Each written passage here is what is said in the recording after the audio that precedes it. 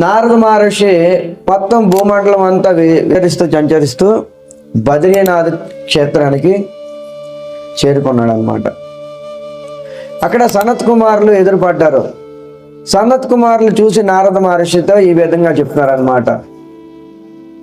ఏ నారదముని, మీ ముఖము ఇంత చింతగా ఎందుకు ఉంది, మీరు ఇంత వేగంగా ఎక్కడికి వెళ్తున్నారు అని సనత్ కుమారులు నారద మహర్షి అడిగారనమాట. అప్పుడు నారద మహర్షి సనత్ కుమారులకి ఈ విధంగా చెప్తున్నారు, ఏ మహాత్ములారా, భూమండలం తిరుగుతూ బృందావనం వెళ్ళాను. బృందావనంలో ఒక 16 సంవత్సరాల యువతి ఉంది. ఆ యువతి నన్ను చూసి, బోబో సాధు క్షణం తిష్ట మచ్చింత అని పద్మపురాణంలో ఉంది శ్లోకము. ఏ సాధు, ఏ మహాత్మ, ఒక్క క్షణం నా దగ్గరికి రా, నా చింత దూరం చెయ్యు. నారద మహర్షి అన్నారు, నేను మీ చింత ఎలా దూరం చేయగలను? మీరు దూరం చేయగలరు, ఎందుకంటే మీరు సాధు మహాత్ములు. ఎవరెవరికైతే మీరు దర్శనమిచ్చారో వాళ్ళందరూ కూడా వాళ్ళ చింతల దుఃఖాలన్నీ కూడా దూరం అయిపోయారు.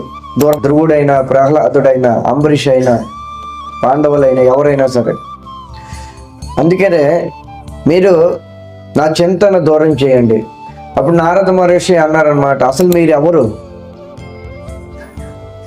మీ పక్కన ఉన్న ఈ వృద్ధులు ఇద్దరు ఎవరు? అప్పుడు ఆ స్త్రీ చెప్తుందన్నమాట, నేను భక్తి మహారాణి. భక్తి మహారాణి అంటే మనం ఏదైతే భక్తి చేస్తున్నామో ఆవిడ మూర్తిమాన స్వరూపం అన్నమాట. భక్తి మహారాణి అంటే తులసి మహారాణి కాదు. ప్రతి ఒక్కటి కూడా వ్యక్తిగా ఉంటుంది, తర్వాత వేరే స్వరూపం. ఇప్పుడు గంగ నీరుగా ఉంది, గంగ స్వరూపం కూడా ఉంది.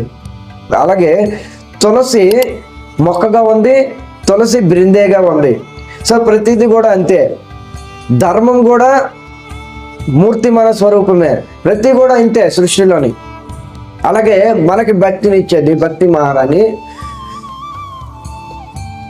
చెప్తుందన్నమాట, నేను భక్తి మహారాణిని.